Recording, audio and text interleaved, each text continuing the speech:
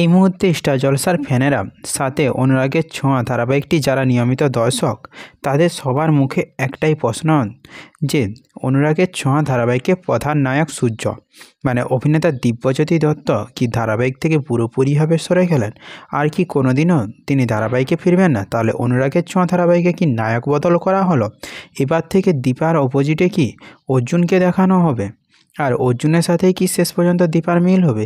এই সব কিছু প্রশ্নের উত্তর রয়েছে আজকে তোমাদের এই ভিডিওতে। তো এই ভিডিওতে আগে যাওয়ার আগে আমি ঘোষণা করতে চাই যে এবার থেকে বাংলা সিরিয়াল সম্পর্কিত সব রকমের খবর তোমরা আমার হোয়াটসঅ্যাপ চ্যানেলে পেয়ে যাবে টলিউড টিভিতে।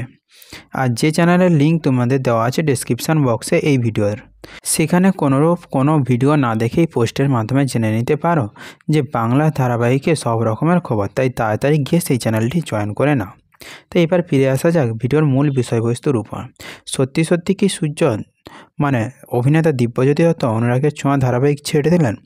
দেখো, এই মুহূর্তে অভিনেতা দিব্যজ্যোতি দত্ত একটা বিরতি নিয়েছেন এবং গল্প সেই মতো এগিয়েছে এবং কিছুদিনের জন্য তার চরিত্রটিকে সরিয়ে রাখা হয়েছে। এদিকে অর্জুন আর দীপার মধ্যেও একটা প্রেমের সম্পর্ক তৈরি করার চেষ্টা হচ্ছে গল্পের মধ্যে। এই সব কিছুর উপর ভিত্তি করে দর্শকদের মনে একটা প্রশ্ন জেগেছে যে তাহলে কি শেষ পর্যন্ত সূর্য চরিত্রটিকে সরিয়ে দেওয়া হলো এবং তার পরিবর্তে অর্জুনকে নেওয়া হলো?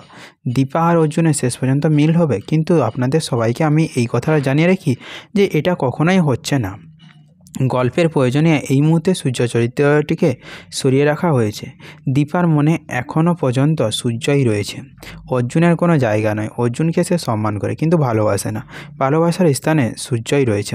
তাই মাত্র কিছুদিনের ব্রেক নিয়ে আবারও অভিনেতা দিব্যজ্যোতি দত্ত অনুরাগের ছোঁয়া ধারাবাহিকে কামব্যাক করবেন এবং গল্পের কোনো নতুন একটা টুইস্ট নিয়ে হয়তো কামব্যাক করতে চলেছেন অভিনেতা দিব্যজ্যোতি দত্ত।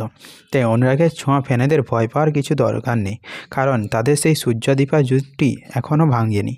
সেই জুটি আবারও দেখানো হবে অনুরাগের ছোঁয়া ধারাবাহিকে।